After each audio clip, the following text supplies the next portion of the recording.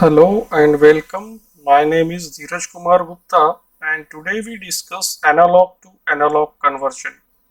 इसके पहले वाले जो प्रीवियस वीडियो है उसमें हम लोगों ने कई सारी टेक्निक्स डिस्कस की है जिसमें कि हम लोगों ने डिजिटल टू डिजिटल कन्वर्जन देखा है, हम लोगों ने एनालॉग टू डिजिटल कन्वर्जन देखा है, डिजिटल टू एनालॉग कन्वर्जन देखा है। ये सभी टाइप की टेक्निक्स अब तक के वीडियोस में हम लोगों ने डिस्कस किया है।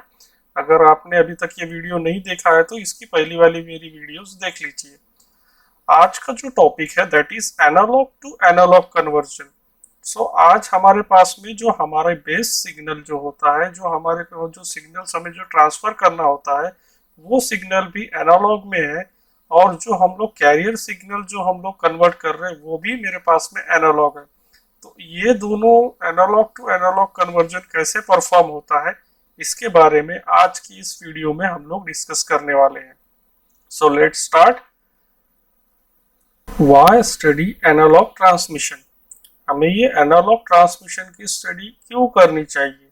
सो ये एनालॉग ट्रांसमिशन में एक्चुअल में होता क्या है कि जो एनालॉग सिग्नल होता है ये एनालॉग सिग्नल को ही हमें प्रोपोगेट करना होता है और ट्रांसमिट करना होता है। तो हम इसकी स्टडी क्यों कर रहे हैं वो हम लोग देखते हैं।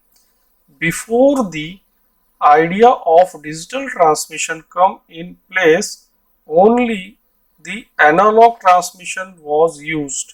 So पहले की अगर हम लोग बात करते हैं, पहले अगर कुछ ईयर पहले की बात करते हैं तो हम लोगों ने देखा होगा कि जो हमारे पास में रेडियो होता था तो रेडियो में हम लोग एनालॉग सिग्नल को ही हम लोग यूज करते थे और एनालॉग सिग्नल ही हम लोग रिसीव करते थे। तो होता क्या था, जो हमारे बेस सिग्नल होते हैं, जिस सिग्नल को हमको प्रोपोगेट करना है या हमको ट्रांसमिट करना है, वो सिग्नल को हम लोग कैरियर फ्रीक्वेंसी सिग्नल के ऊपर माउंट करके उसे काफी दूर तक ट्रांसफर करते थे। जैसे कि हम लोगों ने रेडियो में देखा होगा कि एएम और एफएम ये चैनल्स हम लोग ट्यून करते थे और उस ट्यून के बाद में एक पर्टिकुलर चैनल को हम लोग सुनते थे और जिसके थ्रू हमें एक पर्टिकुलर चैनल का और जो फ्रीक्वेंसी जो है वो हमें मिलती थी और उसके थ्रू हम लोग रेडियोस यूज किया करते थे।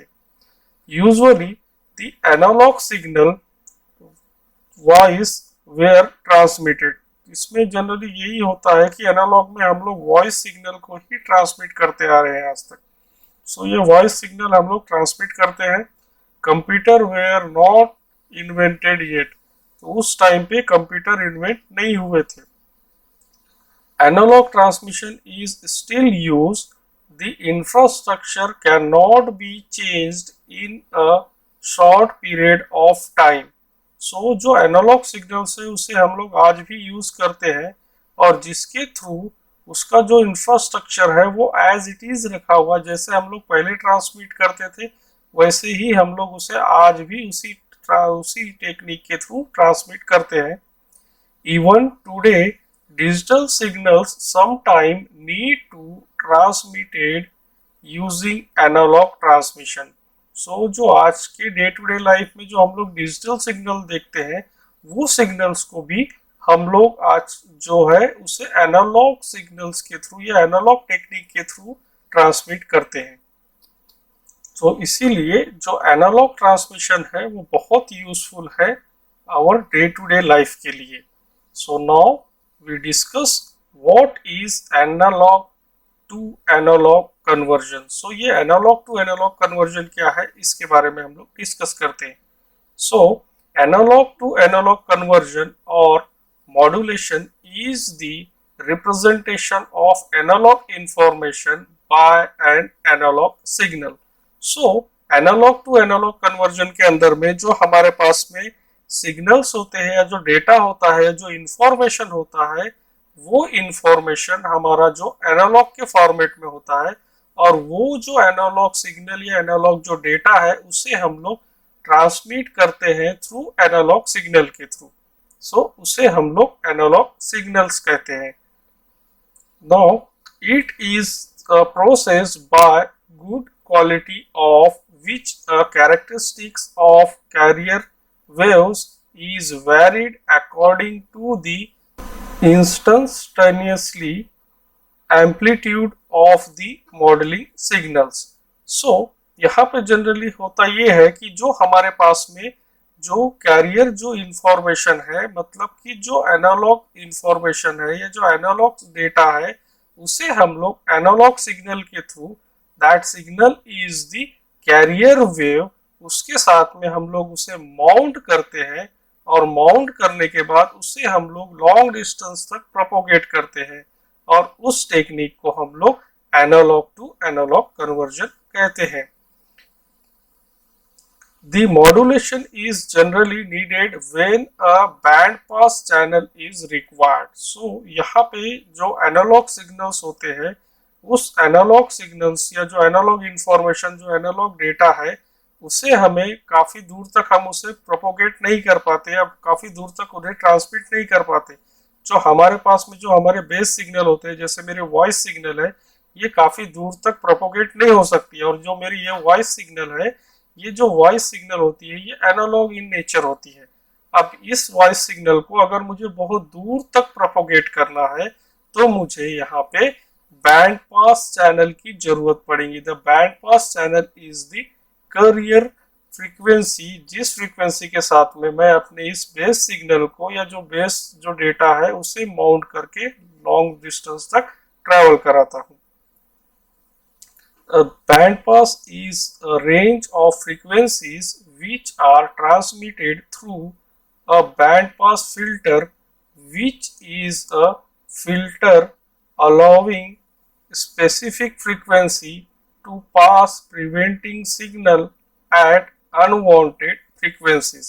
So ये जो मेरे बेस बैंड सिग्नल है, ये जो बेस सिग्नल है जो मेरे पास में, ये जो मेरा इंफॉर्मेशन है, ये काफ़ी दूर तक ट्रांसफ़र नहीं कर पाते, इसलिए मुझे इसे दूसरे फ्रीक्वेंसी के साथ में, जिसे हम लोग बैंड पास कहते हैं, उस फ्रीक्वेंसी के साथ में इसे माउंट करके काफ़ी दूर तक ले जाना पड़ता है। और ये फ्रीक्वेंसी से माउंट करने से ये जो फ्रीक्वेंसी है, इसे प्रिवेंट होता है अनवांटेड फ्रीक्वेंसी से, इसे हम लोग बचाते हैं। सो ये बैंड पास जो फ्रीक्वेंसी होती है, इसकी एक पर्टिकुलर रेंज होती है जिसके थ्रू हम लोग एक फिल्टर के थ्रू उसे ट्रांसमिट करते हैं लॉन्ग डिस्टेंस के लिए। Analogue signal are modified to represent analogue data. So जो एनालॉग सिग्नल्स होते हैं, उसी सिग्नल्स में हमारे जो एनालॉग डेटा है उसे हम लोग माउंट करते हैं और उसको आगे प्रोपोगेट करते हैं, जिसे हम लोग एनालॉग सिग्नल कहते हैं। फॉर एग्जाम्पल रेडियो, जैसे कि इसके पहले भी मैंने आपको एग्जाम्पल दिया था कि जो रेडियो होता है, रेडियो में जो हमारे सिग्नल्स होते हैं, जो हमें वॉइस जो ट्रांसमिट करना होता है लॉन्ग डिस्टेंस तक, वो डायरेक्ट ट्रांसमिट नहीं कर सकते हम लोग, तो उसे हम लोग एक कैरियर वेव के थ्रू उसमें माउंट करके उसे हम लोग ट्रांसमिट करते हैं। Now we discuss the modulation. So what do mean by the modulation? Modulation is a process in which the high frequency sinusoidal signals, usually called carrier, change some of its parameter according to the changes of the low frequency signal that carries information. So ये modulation क्या है? Type की जो technique है, it is one type of a process जिसमें कि हम लोग हायर फ्रीक्वेंसी जो होता है, that is in the sinusoidal wave के फॉर्मेट में होता है, और उसी को हम लोग कैरियर सिग्नल्स भी कहते हैं या कैरियर फ्रीक्वेंसी भी बोलते हैं। उसमें हम लोग जो हमारी जो सिग्नल्स होते हैं, जो हमारा डेटा होता है, जो एनालॉग फॉर्मेट में है, उसे हम लोग उसमें माउंट करते हैं और माउंट करने के बाद उस इंफॉर्मेशन को प्रोपोगेट करते हैं। So modulation it is the technique. Modulation क्या करता है? वो जो हमारी सिग्नल्स है उसे माउंट करता है उसमें आपके कैरियर फ्रीक्वेंसी के साथ, तो उसे हम लोग मॉड्यूलेशन कहते हैं। और जब हम लोग इस फ्रीक्वेंसी को, इंफॉर्मेशन को जब हम लोग आगे ट्रांसमिट करते हैं, तो कुछ पैरामीटर्स के बेस पे हम उसे ट्रांसमिट करते हैं। So the parameters that can be changed are, जो पैरामीटर हम लोग चेंज करते हैं, जिसमें कि दैट इज द एम्पलीट्यूड हो सकता है, या तो वो फ्रीक्वेंसी हो सकता है, या तो फेज हो सकता है। तो इसके बेस पे हम लोग जो पहली टेक्निक है, दैट इज द मॉड्यूलेशन, वो हम लोग परफॉर्म करते हैं। Next one is the demodulation. So demodulation क्या है? Demodulation is a reverse process to modulation. जैसे कि हम लोगों ने अभी मॉड्यूलेशन में देखा कि हमारे जो बेस सिग्नल्स होते हैं या हमारे जो इंफॉर्मेशन सिग्नल होते हैं या डेटा जो सिग्नल होते हैं उसको हम लोग माउंट करते हैं कैरियर फ्रीक्वेंसी में और उसे प्रोपोगेट करते हैं। तो डीमॉड्यूलेशन ये प्रोसेस जो होती है ये रिसीवर साइड पे होती है। रिसीवर साइड में जो कैरियर वेव है उसमें से जो हमारे इंफॉर्मेशन है, जो बेस इंफॉर्मेशन है या जो हमारा डेटा है उसको अनबाउंड करने की प्रोसेस को हम लोग डीमॉड्यूलेशन कहते हैं। The modulated signal is simply multiplied by the carrier signal to get the original signal. So इसमें क्या होता है कि ये जो भी मॉड्यूलेटेड सिग्नल है उसमें वो मल्टीप्लाई करते हैं आपके कैरियर सिग्नल को जिससे कि हमें ओरिजिनल सिग्नल मिल सके। Modem are devices that do both modulation and demodulation. So modem ये एक प्रकार का डिवाइस है जो ये दोनों प्रोसेस को परफॉर्म करता है, that is the modulation and demodulation. ये दोनों प्रोसेस को ये परफॉर्म करता है। Now analogue to analogue conversion can be done in 3 waves. तो ये जो टेक्निक्स हम लोग यहाँ पे यूज कर रहे हैं जिसमें कि हम लोग जो हमारा बेस सिग्नल है या जो हमारा बेस इंफॉर्मेशन है या जो डेटा है वो भी एनालॉग के फॉर्मेट में है और जो कैरियर फ्रीक्वेंसी है वो भी एनालॉग के फॉर्मेट में है। दोनों ही एनालॉग के फॉर्मेट में हम उसे लॉन्ग डिस्टेंस तक ट्रैवल कराते हैं तो उसमें कुछ टेक्निक्स यूज करते हैं। तो वो टेक्निक्स की कौन कौन सी टेक्निक्स है? सो वो जो टेक्निक है वो 3 टाइप की टेक्निक होती है। That is first one is the amplitude modulation. Amplitude modulation के थ्रू हम लोग उसे परफॉर्म कराते हैं। Second is the frequency modulation and the third one is the phase modulation. So the analogue to analogue conversion is in the 3 types जिसमें हम लोग 3 techniques use करते हैं। The first one is the amplitude modulation जिसे हम लोग AM के नाम से भी जानते हैं। Second one is the frequency modulation जिसे हम FM के नाम से जानते हैं and the third one is the phase modulation जिसे हम लोग PM के नाम से जानते हैं। So let's start one by one. So first that is the amplitude modulation. So first of all what do you mean by the amplitude modulation? अब हमें क्या करना है कि analogue to analogue conversion perform करना है, analogue to analogue transmission perform करना है। अब इसमें हमारे पास में जो सिग्नल्स है, जो हमारे पास में बेस सिग्नल है, जो बेस सिग्नल को हम लोग क्या करेंगे कि हमारे पास में जो इंफॉर्मेशन है, जो डेटा है वो एनालॉग फॉर्मेट में है और उसी चीज को हम लोग कैरियर फ्रीक्वेंसी के साथ में माउंट करेंगे और माउंट करने के बाद उसे प्रोपोगेट करेंगे लॉन्ग डिस्टेंस के लिए। सो इसके लिए जो फर्स्ट टेक्निक है that is the amplitude modulation.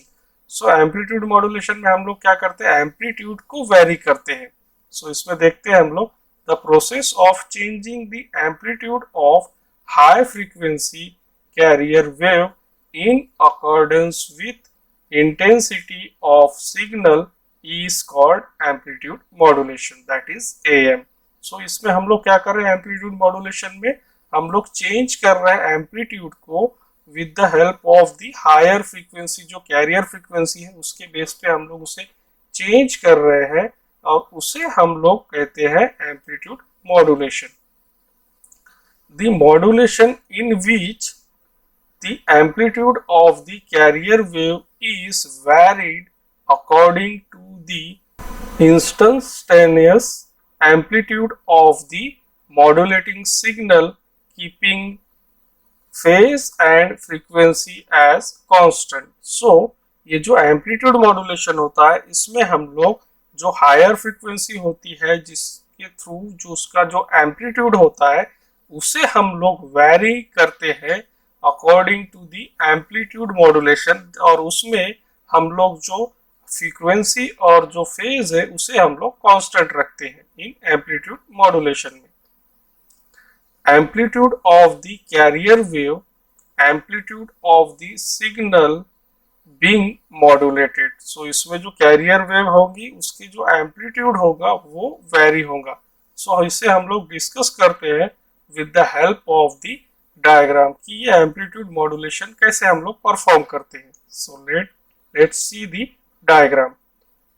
So in this this is my the base signal or this is my the original information और the data। ये मेरे पास में जो दिख रहा है ये एनालॉग फॉर्मेट में दिख रहा है, that is x of t। ये जो है मेरा इंफॉर्मेशन है या जो डेटा है जिसे मुझे ट्रांसमिट करना है। And this one is the carrier wave जिसके थ्रू मैं इन दोनों को माउंट करके प्रोपोगेट कराऊंगा। सो यहाँ पे ये जो हमारे पास में जो सिग्नल्स है, ये जो सिग्नल्स है ये मेरे इंफॉर्मेशन है और ये एनालॉग फॉर्मेट में है। थोड़ी देर के लिए हम लोग इसे मान लेते हैं कि ये मेरा वॉइस सिग्नल है और ये वॉइस सिग्नल इस एनालॉग फॉर्मेट में है। तो ये जो है ये इंफॉर्मेशन है मेरे पास में। अब इसे जब मुझे कैरियर वेव के साथ में माउंट करना होता है तो यहाँ पे हम लोग देखते हैं कि इसकी जो इंटेंसिटी है ये यहाँ पे सबसे ज्यादा है और इस जगह पे इंटेंसिटी कम है। यहाँ पे ज्यादा, यहाँ पे कम और यहाँ पे ज्यादा। तो जहाँ पे इंटेंसिटी ज्यादा होती है वहां पे फ्रीक्वेंसीज में इस तरीके से ड्रॉ करता हूँ कि यहाँ पे जो उसकी एम्पलीट्यूड है ये यहाँ पे हाई है और जहाँ पे इसकी जो फ्रीक्वेंसी जो है वो एम्पलीट्यूड जहाँ पे कम है वहां पे यहाँ पे कम फ्रीक्वेंसी को मैं यहाँ पे माउंट किया।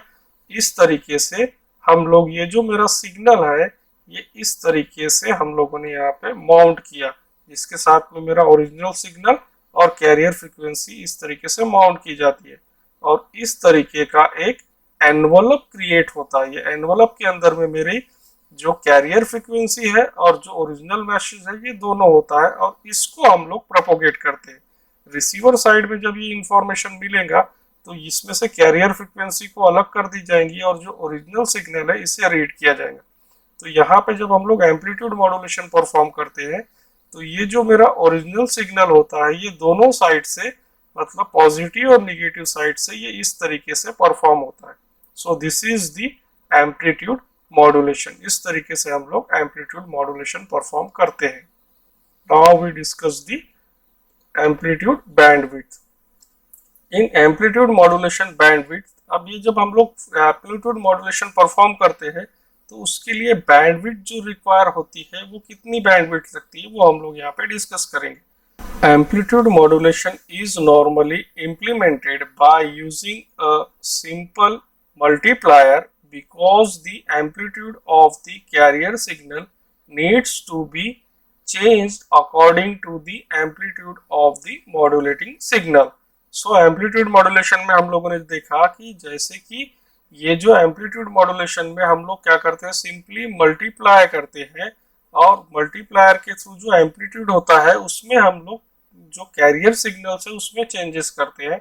जहाँ पे एम्पलीट्यूड ज़्यादा होता है वहाँ पे जो फ्रीक्वेंसी है वहाँ पे ज़्यादा होती है और जहाँ पे एम्पलीट्यूड कम होता है उसकी फ्रीक्वेंसी वहाँ पे हम लोग कम दिखाते हैं और उसके थ्रू हम लोग जो मॉड्यूलेटिंग सिग्नल है उसमें हम लोग चेंज करते हैं।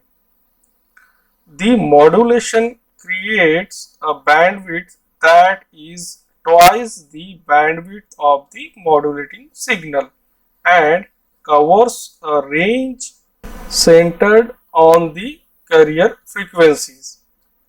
एम्पलीट्यूड मॉड्यूलेशन की जो बैंडविड्थ होती है उसमें जब भी हम लोग मॉड्यूलेशन परफॉर्म करते हैं तो जो उसकी जो बैंडविड्थ होती है वो ट्वाइस होती है आपके मॉड्यूलेटिंग सिग्नल से। जितनी हमारी जो बैंडविड्थ एम्पलीट्यूड मॉड्यूलेशन की जो बैंडविड्थ होंगी वो ट्वाइस होंगी आपकी बैंडविड्थ, क्योंकि हम लोगों ने देखा है कि उसके हम लोग upper side and lower side दोनों साइड से हम लोग उसको एनवलप क्रिएट करते हैं और उसमें हम लोग जो एम्पलीट्यूड मॉड्यूलेशन के जो सिग्नल्स है उसे प्रोपोगेट कराते हैं। वैसे ही यहाँ पे दिया हुआ है that is the bandwidth of the amplitude modulation is equal to the twice of the bandwidth। So this is all about the amplitude modulation bandwidth। Now we discuss the frequency modulation। अभी हमने इसके पहले देखा amplitude modulation जिसमें कि हम लोगों ने एम्पलीट्यूड को चेंज करते हुए हमने फ्रीक्वेंसी और फेज को कांस्टेंट रखा था। यहाँ पे हम लोग फ्रीक्वेंसी को चेंज करेंगे और फ्रीक्वेंसी को चेंज करने के बाद इसमें हम लोग एम्पलीट्यूड और फेज को कांस्टेंट रखते हैं और फ्रीक्वेंसी में चेंज करके हुए उसे प्रोपोगेट कराते हैं। The modulation in which the frequency of the carrier wave is varied according to the instantaneous amplitude of the modulating signal, keeping phase and amplitude as constant. So in this frequency modulation, जब भी हम लोग frequency modulation perform करते हैं तो इसमें जो vary होता है, जो मॉड्यूलेशन होता है, वो फ्रीक्वेंसी के जो कैरियर वेव्स है, कैरियर वेव्स की फ्रीक्वेंसी में हम लोग इसको वैरी करते हैं according to the amplitude of the modulating signal के थ्रू, और जिसमें कि हम लोग फेज और एम्पलीट्यूड को कांस्टेंट रखते हैं इन फ्रीक्वेंसी मॉड्यूलेशन में. Frequency modulation is normally implemented by using a voltage controlled oscillator as with FSK, that is phase shift keying. The frequency of the oscillator changes according to the input voltage, which is the amplitude of the modulating signal. So जब भी हम लोग frequency modulation perform करते हैं तो इसमें जो voltage controller oscillator होता है उसके थ्रू हम लोग इस फ्रीक्वेंसी के जो सिग्नल्स है उसमें हम लोग चेंजेस करते हैं, और जो फ्रीक्वेंसी होती है ऑसिलेटर की वो चेंज होती है according to the input voltage of the amplitude of the modulating signal की, उसके जो इनपुट सिग्नल्स है उसके बेस पे.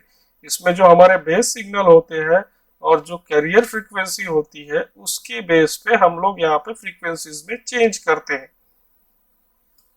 Now we discuss with the help of the diagram. Diagram के बेस पे हम लोग इसे देखते हैं. So in this diagram, this is my the carrier wave. ये जो है मेरी carrier wave है, और ये जो signals है ये मेरे information और जो data है वो ये मेरे हैं.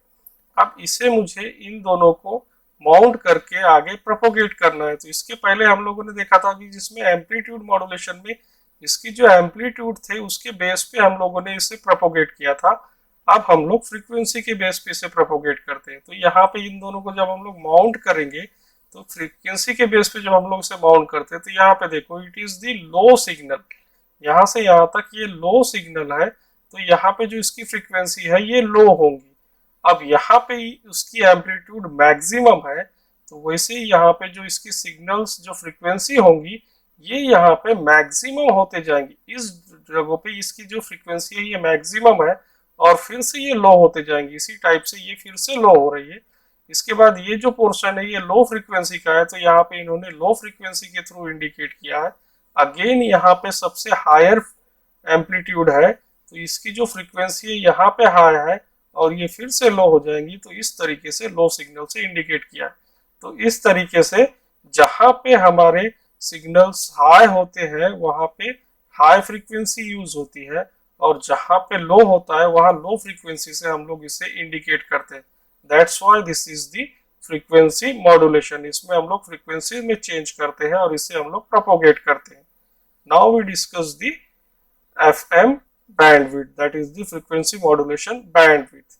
So इसमें the bandwidth of the frequency modulation signal varies with both deviation and modulating frequency. तो इसकी जो फ्रीक्वेंसी होती है, इसकी जो बैंडविड्थ होती है, that is the frequency modulation में, इसमें ये वैरी करता है इसके बोथ जो होता है डेविएशन एंड मॉड्यूलेटिंग फ्रीक्वेंसी पे. If modulating frequency FM 0.5 wide band FM signal. So wide band FM signal में 0.5 यहाँ पे इंडिकेट किया गया है. For a narrow band FM signal, the bandwidth required is twice the maximum frequency of the modulation. So यहाँ पे जब भी हम नैरो बैंड की बात करते हैं इन फ्रीक्वेंसी मॉड्यूलेशन में, तो वहाँ पे उसकी twice of the maximum frequency होती है. और however, for a wide band FM signal, the required bandwidth can be very much larger with detectable sideband separating out over large amount of the frequency spectrum. So जहाँ पे भी हमारे this narrow wide band की frequency के bandwidth के बारे में applicable होता है कि जो बैंडविड्थ जो होती है इस वाइड रेंज जो फ्रीक्वेंसी FM फ्रीक्वेंसी मॉड्यूलेशन होता है वहाँ पे जो यूज होगा आपका, वहाँ पे बैंडविड्थ आपको ज़्यादा यूज होंगी इन वाइड बैंड एफएम सिग्नल्स में, जहाँ पे वाइड बैंड होगा वहाँ पे फ्रीक्वेंसी बहुत ज़्यादा यूज होगी as compare to the narrow band में। Now we discuss the phase modulation. So इसके पहले वाली जो दो टेक्निक थी उसमें हम लोगों ने देखा कि पहले इसमें हम लोगों ने एम्पलीट्यूड के बेस पे प्रोपोगेट किया था सिग्नल्स को, मतलब एम्पलीट्यूड को लेते, एम्पलीट्यूड को कंसिडर करते हुए हमारी जो बेस सिग्नल्स है या जो हमारी इंफॉर्मेशन है उसको हम लोग कैरियर वेव के साथ में माउंट किया और उसके एम्पलीट्यूड के बेस पे उसे प्रोपोगेट किया। सेकंड, इसमें हम लोगों ने फ्रीक्वेंसी के बेस पे, जिसको हम लोगों ने फ्रीक्वेंसी वैरी की, हमारे जो सिग्नल्स होते हैं, हमारे डेटा जो होता है उसके बेस पे हम लोग कैरियर वेव के साथ में उसे माउंट करके प्रोपोगेट किया। यहाँ पे हम लोग डिस्कस करने वाले हैं फेज मॉड्यूलेशन। यहाँ पे हम लोग फेज को चेंज करेंगे according to our the base signal और दी इंफॉर्मेशन जो हमारी है, और उसके बेस पे हम लोग उसे प्रोपोगेट करते हैं। सो यहाँ पे हम लोग फेज मॉड्यूलेशन परफॉर्म करते हैं, जिसमें कि हम लोग फ्रीक्वेंसी और एम्पलीट्यूड को कांस्टेंट रखते हैं। The modulation in which the phase of the carrier wave is varied according to the instantaneously amplitude of the modulating signal, keeping amplitude and frequency as constant. So यहाँ पे phase modulation में हम लोग phase जो होता है उसे vary करते हैं, और जो फेज होता है वो कैरियर वेव के साथ में वैरी होता है, जिसके थ्रू जो मॉड्यूलेटिंग सिग्नल है वो हम लोग वहां से क्रिएट करते हैं और उसे प्रोपोगेट करते हैं, जिसमें कि हम लोग यहाँ पे एम्पलीट्यूड और फ्रीक्वेंसी को कांस्टेंट रखते हैं in phase modulation. Phase modulation is practically similar to frequency modulation, but in phase modulation frequency of the carrier signal is not increase. So generally जब भी हम लोग फेज की बात करते हैं तो फेज में जहां पे भी आपके सिग्नल्स जो होते हैं, जिसको हम लोग बोलते हैं बेस सिग्नल्स, उसी की बेस पे आपका जो जो कैरियर सिग्नल्स जनरेट होते हैं वो वैरी होते हैं, और ये बिल्कुल सिमिलर होता है फ्रीक्वेंसी मॉड्यूलेशन की तरह। लेकिन यहाँ पे हम लोग फेज को चेंज करते हैं according to our the base signal, और जो बेस जो इंफॉर्मेशन और जो बेस डेटा है उसके बेस पे। It is normally implemented by using a voltage control oscillator along with a derivative. So ये जो ऑसिलेटर है हमारा वोल्टेज कंट्रोल ऑसिलेटर, जिसको हम लोगों ने फ्रीक्वेंसी मॉड्यूलेशन में भी देखा था, तो उसके थ्रू ये परफॉर्म होता है फेज मॉड्यूलेशन टेक्निक, और जिसमें कि आपका वोल्टेज कंट्रोल ऑसिलेटर एंड जो डेरिवेटिव्स है ये दोनों का ही हम लोग यूज करते हैं। The frequency of the oscillator changes according to the derivative of the input voltage which is the amplitude of the modulating signal. So generally यहाँ पे यही होता है कि जब भी हम लोग फ्रीक्वेंसी ऑफ द ऑसिलेटर जो हम लोगों ने देखा था, जिसमें हम लोगों ने फ्रीक्वेंसी भी यूज किया था, कि जो ऑसिलेटर चेंज होता है, so according to that frequency के बेस पे ऑसिलेटर को हम लोग चेंज करके उसकी जो फ्रीक्वेंसी उसे जनरेट करते थे। उसके साथ में यहाँ पे जो डेरिवेटिव है आपके इनपुट सिग्नल का वो उसमें ऐड होता है, और इस तरीके से यहाँ पे जो फेज मॉड्यूलेशन है वो परफॉर्म होता है आपके मॉड्यूलेटिंग सिग्नल पे। Now we discuss the phase modulation through this diagram. So यहाँ पे phase modulation के लिए ये हमारा कैरियर सिग्नल्स है, और ये रहा मेरा जो बेसिक इंफॉर्मेशन है, जो यहाँ जो मेरा डेटा है, जो वॉइस सिग्नल है ये है। अब ये दोनों को मुझे माउंट करना है with the help of the phase modulation. तो यहाँ पे देखो, जैसे ही यहाँ से आपका फेज चेंज होता है, यहाँ से आने के बाद ये 90 का फेज दिख रहा है, 90 के बाद ये फिर से 0 आ गया यहाँ पे, और 0 से फिर ये 180 पे जा रहा है। तो जहां पे आपका फेज चेंज होगा इस सिग्नल के, वहां पे हम लोग यहाँ पे इसको वैरी करेंगे। तो यहाँ पे देखो कैसे हो रहा है, ये जो कैरियर फ्रीक्वेंसी है यहाँ तक एज इट इज आई। अब यहाँ से इसे ऊपर जाना चाहिए, लेकिन यहाँ से ऊपर ना जाते हुए नीचे से फिर से फ्रीक्वेंसी स्टार्ट हो गई। इसका मतलब यहाँ पे आपका फेज चेंज हुआ, उसके बाद फिर से ये एज इट इज जो फ्रीक्वेंसी है, जो मॉड्यूलेटिंग सिग्नल है, ये एज इट इज परफॉर्म कर रही है। लेकिन यहाँ पे जैसे ही फेस चेंज हुआ तो यहाँ पे आने के बाद इसे अब नीचे आना चाहिए था, लेकिन ये फिर से ऊपर में जाने के बाद फिर ये चेंज हो गया। इस तरीके से जहां जहां पे भी आपका फेस चेंज होता है वहां पे आपकी जो सिग्नल्स है, जो फ्रीक्वेंसी है वो चेंज होती है, और इस तरीके से हम लोग फेज मॉड्यूलेशन जो टेक्निक है इसे परफॉर्म करते हैं और इसे प्रोपोगेट करते हैं लॉन्ग डिस्टेंस पे। रिसीवर साइड पे जब ये सिग्नल्स मिलते हैं तो वहां पे ये डिकोड हो जाता है कि ये यहाँ पे फेस चेंज हो रहा है, मतलब यहाँ पे आपका सिग्नल इस तरीके से परफॉर्म हो रहा है। तो इस तरीके से हम लोग फेज मॉड्यूलेशन टेक्निक ये परफॉर्म करते हैं। Now we discuss the phase modulation bandwidth. So phase modulation bandwidth में यहाँ पे हमें कितनी बैंडविड्थ यूटिलाइज होती है, कैसे हम लोग इसे बैंडविड्थ को फाइंड आउट करते हैं वो हम लोग देखते हैं यहाँ पे। For simple amplitude signal the phase modulation is similar to the amplitude modulation, that is AM, and exhibits its unfortunate doubling of baseband bandwidth and poor efficiency। Phase modulation bandwidth में जो स्मॉलर एम्पलीट्यूड होता है, amplitude modulation के लिए होता है, उसके लिए ये डबल जो बेस बैंड बैंडविड्थ होता है वो परफॉर्म करता है, और जो पुअर इफिशिएंसी होती है उस तरीके से ये परफॉर्म करता है for the phase modulation bandwidth में। For a single large sinusoidal signal phase modulation is similar to FM. जैसे कि यहाँ पे जो होता है कि जैसे कि स्मॉल एम्पलीट्यूड सिग्नल के लिए हम लोगों ने एम्पलीट्यूड मॉड्यूलेशन की तरह ये बैंडविड्थ परफॉर्म करता है, वैसे ही जो यहाँ पे होता है कि अगर ये for a single large sinusoidal signal PM is smaller to FM। so जो फेज मॉड्यूलेशन होता है वो अगर सिंगल लार्ज साइनोसॉइडल सिग्नल के लिए है तो वो स्मॉलर होता है as compare to the frequency modulation, and its bandwidth is approximate. और उसकी जो बैंडविड्थ होता है वो अप्रोक्सीमेट होता है, that is the 2 to the h+1 FM, that is where the h is equal to the modulation index। so ये जो इसका जो बैंडविड्थ होता है that is the phase modulation का, वो 2 टाइम्स होता है h+1 FM के। so जो FM का जो बैंडविड्थ होगा उससे ये 2 टाइम h+1 FM की तरह होता है, जिसमें कि जो h होता है हमारा that is the modulation index होता है। so इस तरीके से जो फेज मॉड्यूलेशन की जो बैंडविड्थ है वो हमें डिफाइन करते हैं हम लोग। So this is all about analog to analogue conversion.